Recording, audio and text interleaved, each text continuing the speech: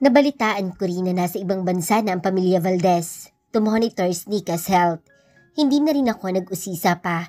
Pinutol na nila ang ugnayan sa akin at ayoko na rin silang guluhin pa. Pinagdasal ko na lamang na sana kung ano man ang pinagdaraanan ni Nika sa health nito ay malalampasan niya kahit hindi maganda ang naging trato nito sa akin sa ilang taon kung pagtira sa kanila. Ilang linggo mula nung huling may naganap sa amin ni Enzo, wala na akong balita ulit tungkol sa kanya. Tanging sekretary na lang ang pumupunta sa tuwing may meeting na magaganap ang kumpanya ni Nick, bagay na pinagpapasalamat ko rin. Aminin ko man o hindi, may malaking impact pa rin sa akin ang dati kong asawa. At ang nangyari sa amin, ang biglaang pagtatalik namin sa loob ng conference room ay indikasyon na may malalim pa rin akong nararamdaman para sa kanya. Nahirap kong pakawalan. Nicole, congratulations. You sealed the deal, knowing that our client was very demanding when it comes to property. However, you handle very well.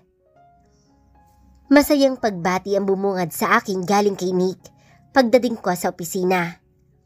Yeah, she's very demanding, Nick. A combination of antique and modern house. She definitely prepared. Buti naman, the last viewing I brought her so that she can compare the two ay mas nagustuhan niya ang huli. Saad ko kay Nick. Glad she prepared the last one. Hirap ibenta yun, and because of that, we will having a party next week. Party? Para saan naman? Nicole, next week is my birthday at celebration na rin for our successful team up. I can't do this without you, Nicole. You're my lucky charm. Nabigla ako nang kinalabit ni Nick ang bewang ko. Nick? Napasinghap ako. Pulgada na lang kasi ang lapit na mukha namin. Akma na sana niya akong hahalikan pero umiwas ako. Oh, Nicole, I'm so sorry. Tila nataranta din ito at ganun din ako. It's fine, Nick. Kabado kong saad. Ilang buwan mula nang magkasama ko siya ay ngayon lang nangyari sa amin ang ganito na nagka-tension kaming dalawa. Nick is a charming guy, sobrang bait at wala man lang akong nababalitaan na may dinidate ito, bagay na pinagtaka ko. I'll go now on my office. I'll send you an invitation. Please, don't refuse it. Para sa'yo din ang party for our team up. Keme ko siyang nginitian, hudyat ng aking pagdalo sa party next week. Kinagabihan, late na akong nakauwi at nag-overtime ako. May viewing ako from another client na medyo malayo ang lugar from the apartment. Kaya halos hating gabi na akong nakauwi sa apartment. Binuksan ko lang ang pintuan. May sarili naman akong susi nito. Naghahanap na rin ako ng yaya ni Eman. Pasukan na kasi sa susunod na linggo at kailangan ng umuwi ni Bunso para ipagpatuloy ang pag-aaral niya. Maya, hindi ka pa ba natutulog? Pagtataka ko. Pagbukas ko ng pintuan ay nasa salas ito. Ate, ano kasi? May ano? Anong may ano? Ha? Hinabad ko ang aking sapatos, pati na rin ang suot kong coat. May bisita ka, ate. Kanina pa siya dito. Nasa loob ng kwarto ni Eman. What? Bakit ka nagpapapasok nang hindi mo kilala? Nasinghalan ko si Maya sa sinabing may bisita daw ako at nasa silid namin ang anak ko. Halos tinakbo ko na ang silid namin para alamin kung sinong lapastangan ang nakapasok. Nagitla ako nang makita ang lalaking nakatayo, hawak si Eman na hinihela niya at walang iba kundi si Enzo. What are you doing here? Gulat ko siyang binulyawan ng malakas, ngunit nagtimpi lang ako. Nasa bisig niya si Eman, himbing na himbing ng pagtulog. Akin na ang anak ko. Nagsukatan kami ng tingin bago nito binigay sa akin ang bata. Do you think matatago mo sa akin ang anak ko? Ha, Nicole? Pang-uuyam niya. Wala kang karapatan sa bata. Umalis ka na. Timpi kong saad. I'll wait you outside. Wika nito bago tumalikod. Hineli ko muna saglit si Eman. Nagising ito sa mahinang sagutan namin ni Enzo.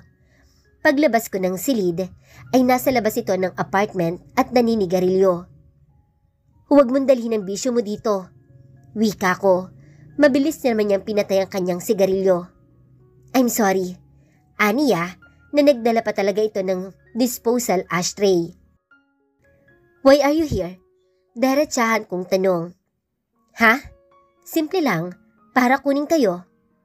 Wow, ang kapal mo talaga. We're done, Enzo. Hiwalay na tayo. Okay, kung habol mo ang anak natin, hindi ko ipagkakait na makita mo siya dahil karapatan mo yun. Pero ang diktahon ulit ako at isama sa impyernong buhay mo, hindi na yun mauulit pa. Taas noo kong ipinalala sa kanya ang buhay meron ako noon nang nagsama kami. Ang manipulator man na tinago ako, walang karapatang magdesisyon sa buhay ko, habang ito ay nagpapakasasa sa kabit niya, while ako ay ikinulong lang niya sa mansyon, kasama pa ang ama nitong masahol pa sa ugaling meron siya. Whether you like it or not, Nicole, sasama kayo sa akin at ako ang magiging tagapag-alaga ng anak natin. Hindi ako nagpatinag sa gusto ni Enzo na kukunin niya kami at isasama sa iisang bahay. I still hate him. Ngayon pa, nakabangon na ako, ay babalik siya sa buhay namin. Hindi ko na yun mapapayagan. Umalis ka na at huwag ka nang bumalik pa dito. Taboy ko sa kanya. I'll give you 1 week para mag-isip na lumipat sa tinitirhan ko.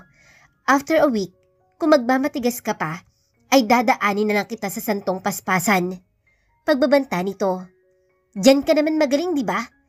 Lahat dinadaanan mo sa dahas kapag tungkol na sa akin. Dahil yan ang nararapat sa katigasan ng ulo mo. At anong gusto mo? Maging sunod-sunuran sa'yo? I won't allow that happen again, Enzo. Sobra mo akong sinaktan. Hindi ko naman kagustuhan na makasal ako sa'yo Kung minahal man kita noon yon, hindi na ngayon. Really?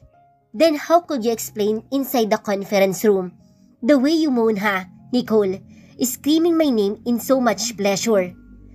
Napaatras ako sa aking kinatatayuan nang unti-unti itong nakalapit sa akin. Dare to touch me again here, Enzo. Sisigaw talaga ako. Pagak lamang itong ngumisi sa isang pagbabanta sa kanya. Don't worry, baby. I won't do it again without your permission. Mas nakakahibang ka, wifey, if you submit yourself to me, begging me to fuck you again, Ralph. Enough! Pwede ba umalis ka na dito? Nandidiri ako sa pagmumukha mo. Tinaasan ko siya ng kilay, habang ito ay seryoso lang ang mukha. Uulitin ko, Nicole. Mahaba ng 1 linggo sa akin para makapagdesisyon ka. Pagkakuwan ay agad din naman itong tumalikod. Naiwan akong nagtitimpi sa galit. Ano pa ba ang gusto niya? Ngayon ulit si e-eksena sa buhay namin ng anak ko na tahimik na at may trabaho na rin ako na kaya naming mabuhay nang wala siya. Napahilamos na lang ako sa aking mukha na bumalik sa silid upang tabihan ng anak ko na mahimbing na natutulog. Ilang araw mula nang pumunta dito si Enzo sa apartment ay kinausap ko agad si Nick na aalis na kami at maghahanap ako ng iba. Ganong natuntun na ito ni Enzo. Ayaw sanang pumayag ni Nick, ngunit nagpumilit ako. Hindi ko na lang din ipinaalam sa kanya na isa sa dahilan ay ang dati kong asawa. May inalok sa akin si Belen. Mas pabor ito sa akin dahil malapit lamang ang kumpanyang pinagtatrabahuhan ko kay Nick at mura lang ang renta. Hindi ako mahihirapan sa buwanan nitong bayad. Natawa na lang ako minsan sa sarili ko. Naghahanap ako ng mga kliyente for the perfect location and properties, pero sarili kong tirahan, hirap akong makahanap. Parang mga karpentero lang din, gumagawa ng bahay, ngunit sa sariling bahay ay hindi maayos-ayos. Ate, nagsimula na po ang enrollment. Tumawag na sa akin ang kaklase ko. Hinihintay niya lang daw po ako para magkasabay kaming mag-enroll. Napahinto ako sa pagsubo kay Eman sa sinabi ng aking bunso. Nakalimutan ko na nga pala, uuwi na ito sa probinsya para mag-aral ulit. Sige Maya, bukas na bukas din. Bibili agad ako ng tiket para makauwi ka agad. Ikumusta mo na lang ako kina nanay at tatay. Pero paano po si baby Eman, ate? Sino po ang magbabantay sa kanya? Pag-aalala nito, hanggang ngayon ay wala pa rin akong nakitang yaya at wala pa rin pinapadala ang agency sa akin, bagay na isa pa ring nagpapagulo ng utak ko, ganitong rush na paghahanap. Sige lang, tatawagan ko ulit ang agency kung may bagong yaya na ba silang mabibigay sa akin. Pero 'di ba, yung daddy ni Eman, nag-volunteer siya. Maya, putol ko sa balak niyang sabihin. Napayuko naman ito agad, hindi na muling nagsalita pa, na pinagpatuloy ang pagkain. 2 araw mula nang makauwi si Maya ay pinagpasalamat ko na siya namang pagdating ng bagong yaya na pinadala ng agency. Ngunit ilang araw lang ay hindi ako mapakali sa bagong yaya nito. Bilin ko kasi natatawagan ako kapag nakakain na ang bata. Ngunit lampas 12:00 na ay wala akong tawag o text na natanggap. Ilang beses ko na rin itong tinawagan pero naka-off ang cellphone mula kanina pa. Kinabahan na ako kaya nagdesisyon akong ipagpaliban muna ang nakaschedule kong viewing sa isa kong client upang umuwi saglit. Hindi pa kami nakalipat ng bagong apartment dahil pinalinis pa ito ng may-ari at sa susunod na linggo pa ito pwede naming lipatan. Pagdating ko sa apartment ay laking gulat ko. Si Emma nasa baba ng kama namin. Nahulog ito at hindi makagalaw. Diyos ko, Eman! Hindi na ako magkandamayaw sa kasisigaw nang makita ko ang bata sa sahig, namumutla na tila hindi makahinga. Eman, baby please! Iyak ako ng iyak, hindi malaman kung ano ang gagawin sa sobrang taranta at kaba. Nang biglang bumukas ang pintuan, nakalimutan ko pala itong ilak pagdating ko kanina. What happened here, Nicole? Bumungad sa pintuan si Enzo. Enzo, hindi na siya humihinga. Nanginginig na ang boses ko sa sobrang kaba. What? Agad niyang nilapag ang anak namin. He performed CPR, compressing Eman's breastbone. Nag-iiyak na ito, na natataranta sa takot na may mangyari sa anak ko. Minuto sa pag-CPR ni Enzo ay narinig ko na ang iyak niya. Para akong nabunutan ng tinik, seeing my son na nag-iiyak at humihinga na. Let's bring him in the nearest hospital. Agad na binuhat ni Enzo ang anak namin. Sumunod naman agad ako. Pagdating namin sa sasakyan ay binigay niya ang bata para ito ang magmaneho. Baby, I'm sorry. Yakap-yakap ko lang si Eman na panay pa rin ang iyak habang binabaybay namin ang daan patungong hospital. Nasa labas lang ako ng emergency room. Si Enzo ang kumausap sa doktor. Tinawagan ko agad ang agency na nagpadala ng yaya sa akin at doon nalaman ko na palipat-lipat pala ito ng identity dahil isa pala itong magnanakaw. Marahil ay may ninakaw ito sa apartment ko bago ito lumayas. Iniwan lang ang bata sa kama dahilan kung bakit ito nahulog. Magkasamang lumabas ng emergency room si Enzo at ang doktor na nag-aasikaso kay Eman. Sinalubong ko agad ito. Dok, kumusta ang anak ko? Nginitian ako ng doktor. Hindi ko na din napansin na inakbayan na rin ako ni Enzo to calm down na hanggang ngayon ay nanginginig pa rin sa nangyari. Maswerte po kayo, Mrs. Galvez. Naabutan niyo agad ang bata. Ilang minuto pa lang sa pagkahulog niya. Dahil kung hindi, baka may masamang mangyari na sa baby. He's fine now. Bukas ay pwede na siyang iuwi. Nagpasalamat ako sa doktor. Nag-usap muna sila ni Enzo. Iniwan ko na sila sa hallway ng hospital at pumasok agad ako sa loob ng emergency room upang daluhan ang aking anak. Baby, niyakap ko agad ito. Sobrang higpit ng aking pagkayakap sa kanya na nagpapasalamat sa Panginoon. Totoo palang may guardian angel ang mga bata dahil hindi talaga ako mapakali kanina at nagdesisyon agad na umuwi na. Hindi napapayag si Mama na may magbabantay ulit sa iyo ng iba, baby. Pag-aamo ko kay baby Eman. Talagang hindi na, Nicole. This time, ako na ang masusunod. I won't allow anyone na magbabantay sa bata. I'm willing to give up my work just to babysit my son. At kung papairalin mo yung galit mo sa akin, then I will force my son to take away from you. Enzo! Dahil sa nangyari, ay wala akong nagawa, kundi ang sundin ang kagustuhan ni Enzo na lumapit kami sa bachelor pad loft na pag-aari nito. Kinansila ko na ang apartment na bala ko sanang kukunin para paglipatan namin ni Eman.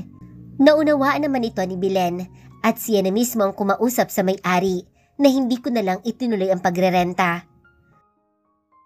Naku girl, baka simula na yan. Nagsalubong ang aking kilay sa sinabi ni Belen sa cellphone. What do you mean? Simula na yan, Belen? Baka simula na yan na masunda naman si Eman. Napahawak ako sa aking sentido. Ano, nagpapatawa ka ba, Belen? Saway ko sa matalik kong kaibigan. Naintindihan ko naman agad kung anong ibig nitong sabihin. Sige na nga girl, basta, palagi ko namang sinasabi sa'yo na good luck. Binaba na nito ang kanyang tawag. Naghanda na rin ako para pagpasok sa trabaho. Bago ako pumayag na dito kami titira sa pad ni Enzo, ay kinausap ko muna ito na dapat may sarili kaming silid ni Eman. Maliit lang ang pad niya na may 2 silid, kaya ginamit namin ng anak ko ang isa. Mas mabuti nang magkalinawan kami ni Enzo na kahit kasal kami sa papel, ay ang katotohanang ayoko nang maulit pa ang huling nangyari sa amin na maging sibil lang kami sa bawat isa. Ayoko na lang maulit pa ang nakakatakot na nangyari kay Eman, kaya pumayag ako sa kagustuhan nito. Now, we were living again in one roof. Ang kaibahan lang ay may bata nang nakapagitan sa amin, sapagkat ito ang magbabantay sa anak namin na mas pabor naman sa akin dahil ama siya ni Eman at mas pagkakaingatan niya ang bata. Mahirap din ang sitwasyon ko na hindi makapag-concentrate sa trabaho kapag iba ulit ang nagbabantay. Laking pasalamat ko na lang na hindi nito hiniling na ako ang maiwan para magbantay sa bata. Instead, he was volunteer to babysit Eman and give up his work, na sa pagkakaalam ko ay tinanggalan na ito ng ama to manage their companies mula nang magdesisyong bumaba sa pwesto.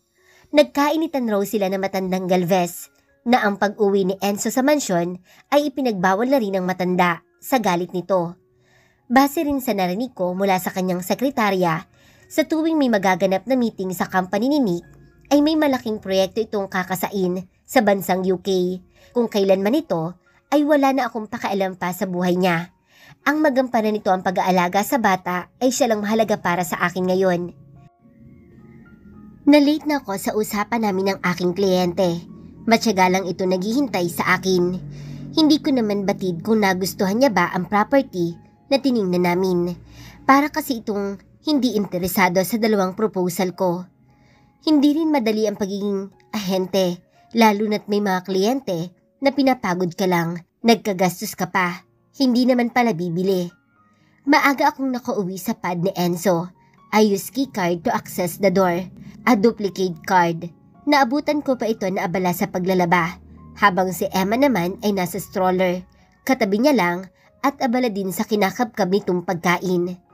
Sakto namang isasalang niya na sana ang mga undergarments ko, ay pinigilan ko agad ito. Hoy, ano? Ba't mo naman sinali ang mga undergarments ko? Pinandilatan ko siya ng mga mata at mabilis na kinuha ang mga ito sa labahan, pero hinarang niya ang kamay ko. How long you been here? Para ka namang multo, di kita naramdaman. Ani nito, paano niya ako mararamdaman?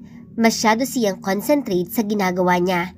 Si Eman ay panay din ng kabkab sa pagkain. Di man lang ako pinansin, di tulad noon na naglululukso agad sa tuwing dumarating ako. Akin na nga yung mga undergarments ko, ako na maglalaban yan. Ewan ko rin ba sa kanya, ganito ba siya naghihirap? Ni pagkuha ng tagalaba ay di talaga kumuha. Ngayon ka pa nahiya? Ilang beses ko na kinain yung katawan mo? Pinamulahan ako ng mukha sa walang preno nitong sinabi na patuloy lang sa paglulunod ng mga labahin sa washing machine. Kinuha ko na lang si Eman para dalhin sa sala. Have you eaten? Tanong niya. Kumain na kami ni Nick sa labas. Ang kaninang pilyo niyang ngisi ay napilitan ng pag-igting ng kanyang panga. Hindi ko na lang pinansin, sabay talikod at bitbit si Eman. Dumating ang araw ng kaarawan ni Nick. Hindi ko na ipinalam kay Enzo na dadalo ako sa party. Nagsinungaling lang ako, pero batid ko naman na alam niya kahit hindi ito nagtatrabaho ay may mga katawagan naman ito ukol sa mga proyekto ang pinag-uusapan nila. Anong oras ang uwi mo? Unang beses niya akong tinanong. Marahil, alam niya talaga, hindi niya lang maisatinig. May viewing kami, medyo malayo dito. Baka gabihin ako. Pagakitong tumawa. Really? Pang-uuyam niya habang pinapakain si Eman. Hinalikan ko na lang ang bata pag alis ko. Di ako nagpaalam sa kanya dahil hindi ko ito makausap. Mula pa pagising ko ay namumuro na ang mukha.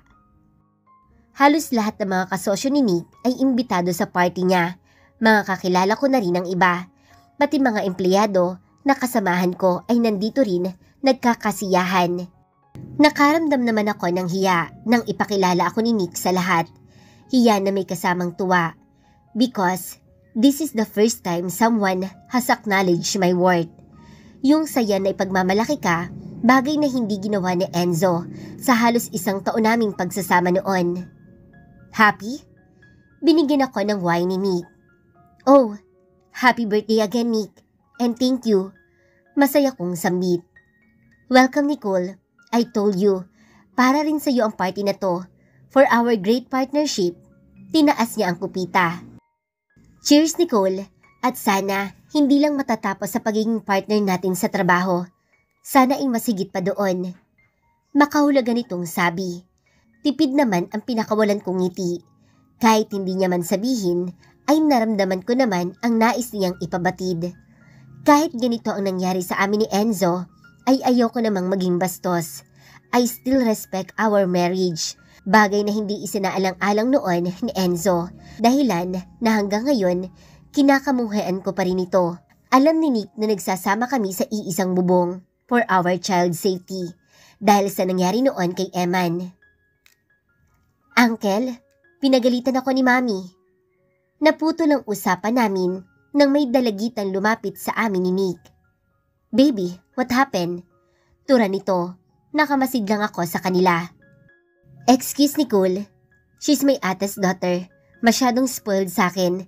Kakausapin ko lang saglit. Tumango lang ako at lumayo muna kay Nick. Naisipan kong doon na lang sa mesa tumambay at panay rin ang kuha ko ng dessert. Look who's here, Enzo's legal wife. Nahinto ako sa pagsubo ko ng dessert. Paglingon ko ay ang mukha ng kirida ni Enzo ang nasa harapan ko. Oh, long time no see, Miss Trixie. Formal kong saad. Isang beses ko lang itong nakita. Personal noon ay tumatak talaga sa akin ang ingrata niyang mukha. Tinaasan niya lang ako ng kilay, staring at me from head to toe. Balita ko, tagapag-alaga na pala ang lover boy ko sa anak niyo. Panguuyam nito na kung makatingin ay parang mababalian na ng leeg. Yeah, right. Bakit hindi ka ba nagpaanak sa kanya? Oh, poor you, Trixie. Hanggang kirida ka lang pala sa buhay niya. Humalakhak ito na mas ikinalupa ng dugo ko. Pathetic Enzo. I offer him everything pero inayawan pa rin niya ako as well as his father legacy. Look at him now. Lugmok. Well, he chose that kind of life so walang rason para makipag-away pa ako sa'yo sa walang kwenta mong asawa. Bye, Mrs. Galvez. Enjoy the party. Kanina pa umalis sa harapan ko si Trixie, pero di pa rin ako tuminag sa kinatatayuan ko. Blanko lang ang isipan ko ngayon. Kung hindi lang ako kinalabit ni Nick, ay hindi pa siguro ako matatauhan. Matiwasay na natapos ang party. Nagboluntaryo si Nick na ihatid ako dahil hating gabi na rin. Tatanggi sana ako pero nagpumilit ito. Medyo nakainom na rin ako kanina. Habang nakatayo lang ako, na nakatulala ay panay pala ang kuha ko ng wine, bawat daan ng waiter sa aking harapan. Dito na lang, Nick. Patay ng ilaw sa pad ni Enzo. Inalalayan pa ako ni Nick. Oh, careful. Ani nito. Muntik na kasi akong matumba, kundi niya lang ako nasalo. Nailang pa ako nang magkadikit ang katawan namin. Sumili pa ako ng bahagya sa loob. Kahit tapos na kami ni Enzo, ay nasasagwaan pa rin ako sa ganitong eksena na may ibang lalaking madikit sa akin, maliban lamang sa kanya. Nick, sorry, Lasing na yata ako. Wika ko, pero hindi ako binitawan ni Nick. Nicole, I love you. Nabigla ako sa pinagtapat ni Nick. Pero Nick, balisa kong saad na sobrang lapit na namin sa bawat isa. Napaawang ang labi ko nang unti-unting nilapit ni Nick ang labi niya sa labi ko. Dama ko pa ang mabango niyang hininga nang maglapat ang labi namin ay marahan akong napapikit. Nick and I were kissing outside Enzo Pad nang biglang pagdilat ng mata ko, nakita kong nasa lupa na si Nick, nakabulagta at nagpambuno na sila ni Enzo.